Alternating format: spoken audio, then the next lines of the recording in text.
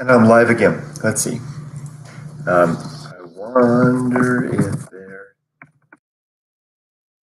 is any. By the way, Creative Cloud update. There is any sound now. See if I can try it over here. Let's see. I should be able to hear it on my phone.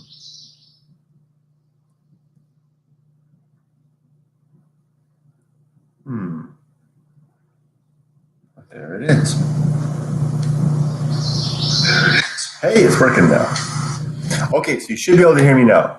Yes. Okay, the problem, thanks for letting me know, Benson. The problem was my fancy microphone. So I went out, not this fancy microphone, I bought this fancy microphone some time back. I know it looks like headphones, right? Like instead of a monocle, it's a single one. This is a level, like a what do you call it, lapel mic that goes right there, made by Rode. It's really good. It's about 80 bucks.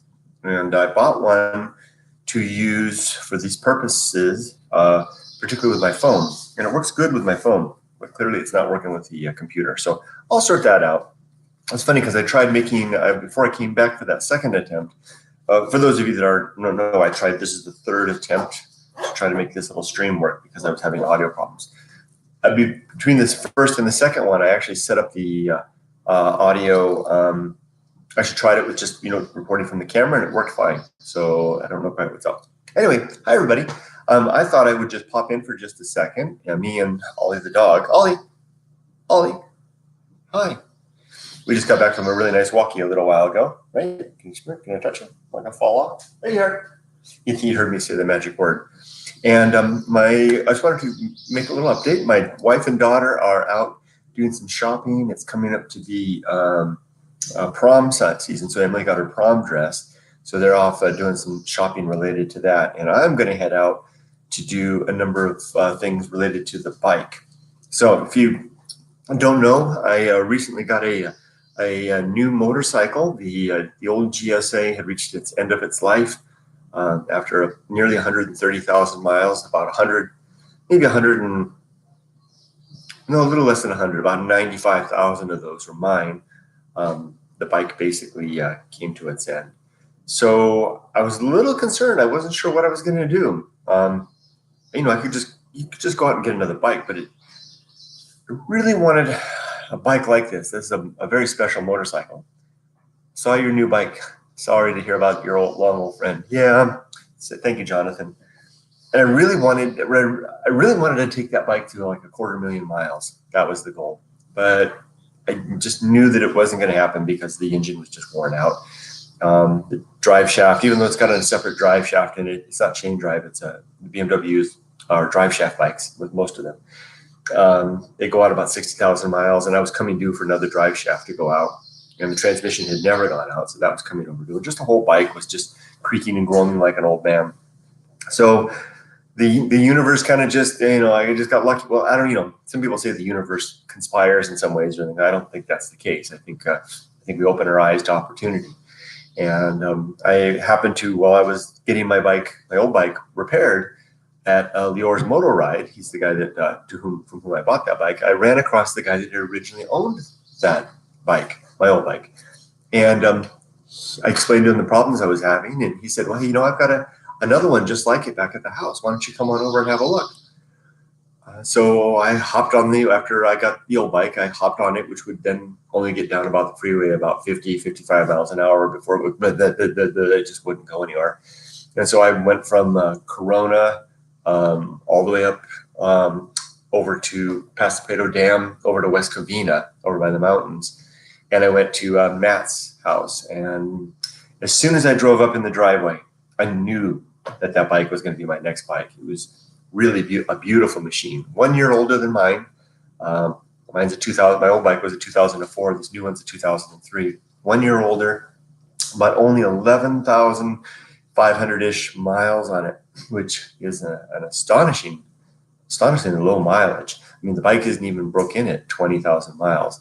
I think the guy that had it before was just basically using it for like a weekend cruiser. Once in a while, go out and have breakfast. And then he would just park it in the garage, thumb through the Touratech catalog and pick out particular parts, have them ordered, bolt them on, take it out for another ride. So the bike came to me with low miles. It's 15 years old, low miles, beautiful, pristine condition, and all the bells and whistles, all the extras that bolted on already. So I really, if I could have waved a magic wand and had this turn out better, could not have come out better.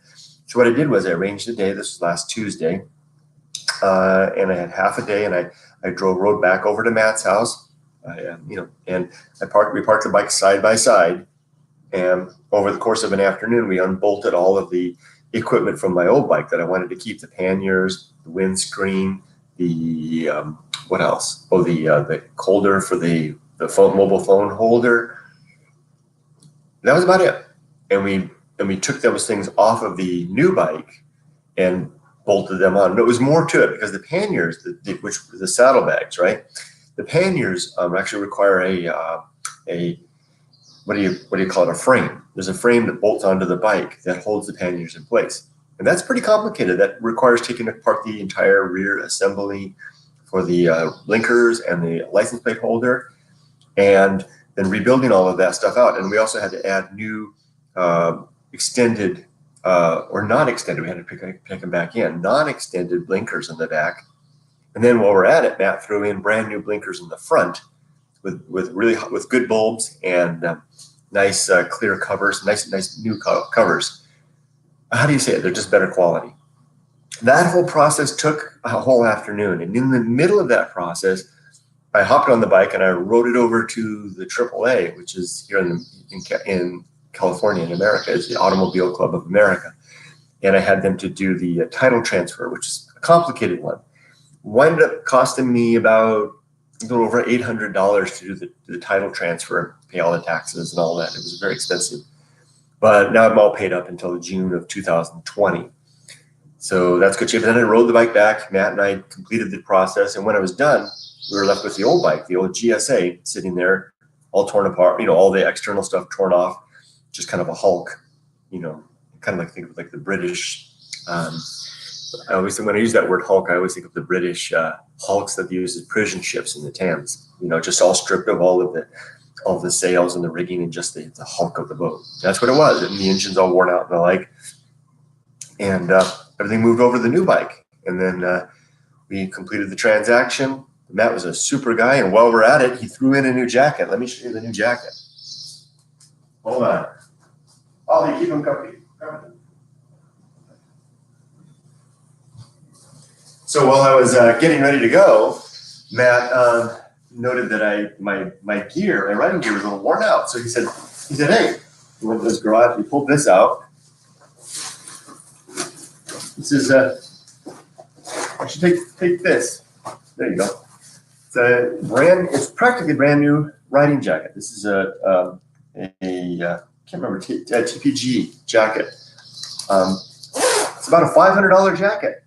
It's really, really good. It's waterproof, pockets absolutely everywhere, armor all over the place. It's got the adjustable straps all up and down. Hey, Kurt, how are you? I'm good, thanks. Who's that? I need my glasses. Cal, TY95. And also, that's a nice jacket, thanks. The guy that sold me my bike threw this in as a freebie. In the end, I wrote him $100 extra. That's all he would take. I wanted to give him a lot more than that. So that goes with the Schubert helmet, and it's a pretty good deal. Oh, and he threw in pants too, somewhere. I don't know where they are, but he threw in pants as well. So I got the new bike and this whole riding gear setup to go with it. I was high older Altismo and Tyler from New York. Also, I got your book. Oh, thank you. I appreciate that. Please add the cowboy hat. You mean the old Softy Papa hat? That's around here somewhere. Who if I forgot that? Hold on, let me see. It might be in the room here. Ollie, entertain them.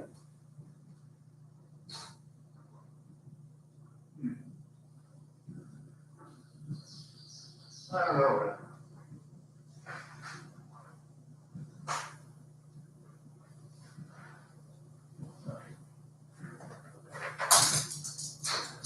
Oh, it's okay.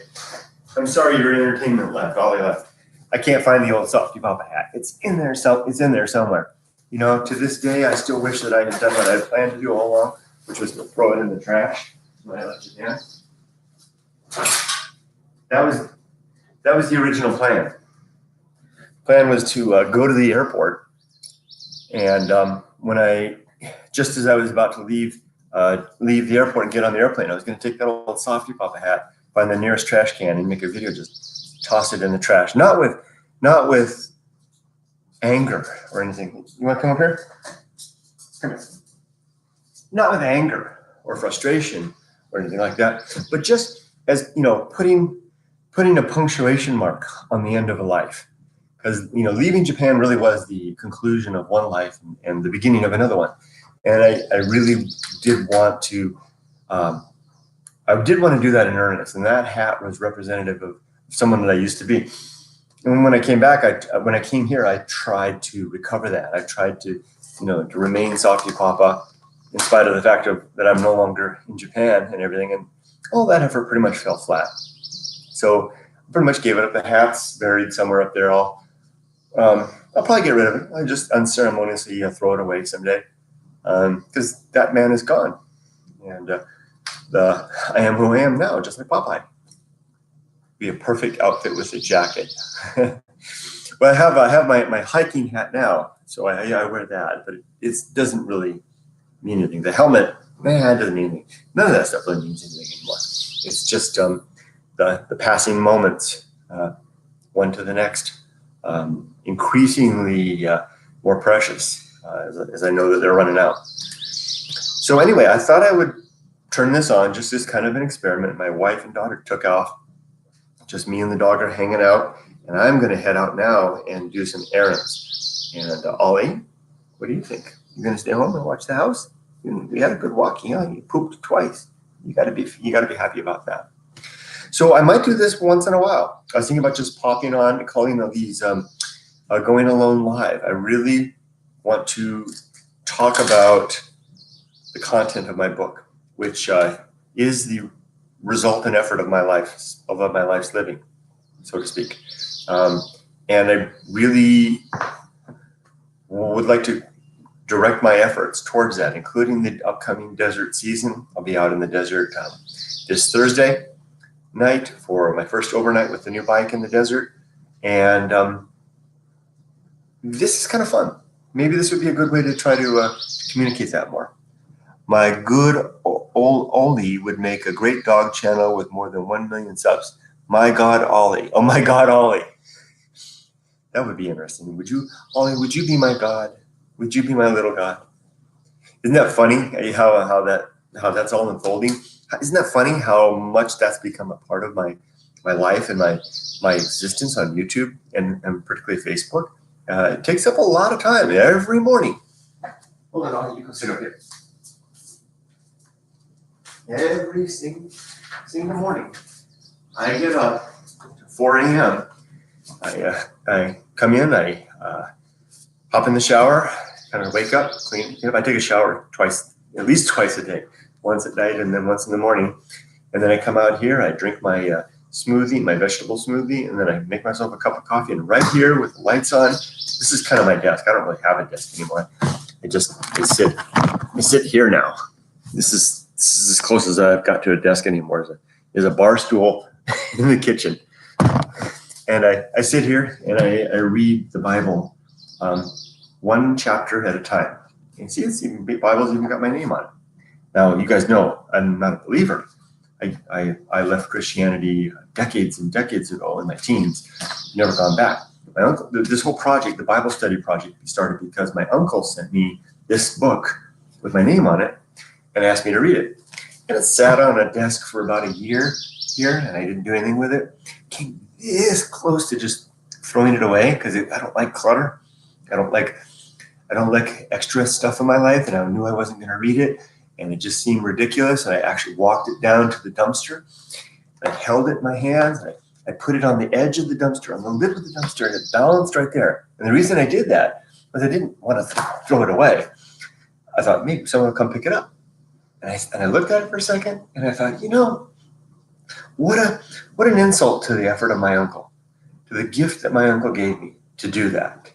Kurt, what you should do instead pick that up, take it back, and follow through on my uncle's request and read it cover to cover, front to back, in earnest, very carefully. That's how the Freeways Bible Study Project began. And I started doing that because I always get up early and I would read a little bit every morning. And I said, I'm going to read it really carefully. And I'm going to really think about it. I'm going to research every bit. And I'm not going to skip around. I'm just going to focus. And that's what I've been doing for over a year now. And I'm currently, where's the thing? This far into it. I'm in Exodus 20 right now after a year. It's going to be a long time before I get to the New Testament. And it's a good and a very worthwhile effort, and I'm having a lot of fun doing it. Actually, it's one of my favorite things to do. I'm not a lick closer to believing any of this stuff in it. In fact, I'm more solidified than ever in my original conviction that it's just a book of old stories and mythology, and there's some history in there and a lot of wishful thinking, a great political instrument to keep people in line. But for the most part, there's nothing, none of the supernatural bits seem to be bear any weight. And what's also surprising is how little engagement I get from the community of believers. I thought when I started doing this publicly that people would have more to say. For the most part, they didn't. A few did early on, but I post every day, and for the most part, I'm met with silence, which is very telling. Okay, someone's going to say, I need to be disciplined in my daily devotions. Good. Yeah, well, I think we should all be we should all be disciplined in the things that we think are important. Respectful way to start reading your book instead of throwing it away. Yeah, I'm glad you think so. It was real close. It was sitting there, balanced on the edge of the dumpster. In and out, in and out. I know there's a lot of very symbolic, huh? And I know that there's probably people out there thinking, okay, he's gonna get it. And it's gonna come back in. Who knows? It could happen. I'm open to it because I also, when I read it, I also started reading with a prayer. And the prayer varies from time to time, but basically it's along the lines of I sit down, this in front of me, and I say, oh, Lord, I don't fold my hands, but I say, Lord, if you're real and out there, then please help this skeptic see through the clouds of doubt to know and understand. Something along those lines.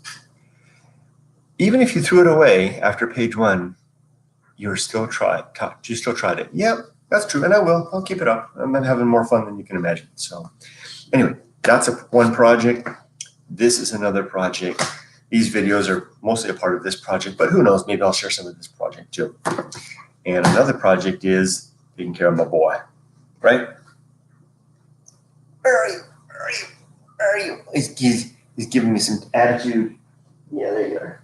Okay, everybody, I'm going to sign off for now. Make sure I didn't miss any comments there. And we're good. Expect more of these. I hope the audio quality was good. I'm sorry that the microphone didn't work so well. Take care, everybody. Have a great day. Make it a good life. And remember, as the sticker says, be safe, but not too safe. Take care.